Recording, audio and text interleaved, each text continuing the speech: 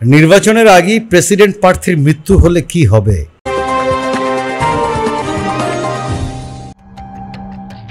যুক্তরাষ্ট্রের পেনসিলভানিয়া অঙ্গরাজ্যের নির্বাচনী সমাবেশে গত শনিবার সন্ধ্যায় সাবেক প্রেসিডেন্ট ডোনাল্ড ট্রাম্পের উপরে হামলা হয়। হঠাৎ গুলির শব্দে সমাবেশের মঞ্চ থেকে দ্রুত সরিয়ে নেওয়া হয় তাকে। এই সময় তিনি আঘাত পেয়েছেন বলে মনে হচ্ছিল। যদিও ট্রাম্পের প্রচার শিবিরের পক্ষ থেকে বলা হয় তিনি অক্ষত আছেন। এই ঘটনা যুক্তরাষ্ট্রের রাজনৈতিক অঙ্গনে ব্যাপক আলোড়ন সৃষ্টি করে।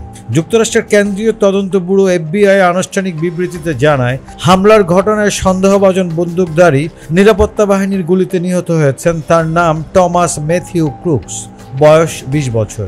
ঐতিহাসিকভাবে যুক্তরাষ্ট্রের নির্বাচনী সমাবেশে সহিংসতার ঘটনা নতুন নয়।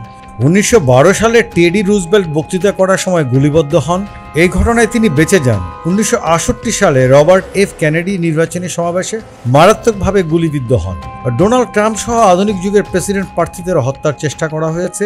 এর আগে 2017 সালে আসিয়ান সম্মেলনে ট্রাম্পের বিরুদ্ধে IS এর একটি ষড়যন্ত্র নস্যাৎ করে দেয় গোয়েন্দা সংস্থা। ব্রুকিং ইনস্টিটিউটের তথ্য মতে, একজন প্রেসিডেন্ট প্রার্থী দায়িত্ব গ্রহণের আগে নিহত বা অক্ষম বলে প্রমাণিত হলে সেক্ষেত্রে কী প্রক্রিয়া অনুসরণ করা হবে তা সময়ের উপরে নির্ভর করে। প্রার্থী যদি নির্বাচন বা ইলেকটোরাল কলেজ ভোটের আগে মারা যান বা অক্ষম প্রমাণিত হন, তাহলে নির্বাচকেরা নিজ দলের মাধ্যমে বিকল্প প্রার্থী বাছাইয়ের জন্য ভোট দিতে পারবেন। যদি ইলেকটোরাল কলেজ ভোটের পর দায়িত্ব গ্রহণের আগেই নির্বাচিত প্রেসিডেন্ট নিহত হন বা অক্ষম প্রমাণিত হন, তবে ভাইস প্রেসিডেন্ট পরবর্তী প্রেসিডেন্টের দায়িত্ব পালন করবেন বা দায়িত্ব পাবেন।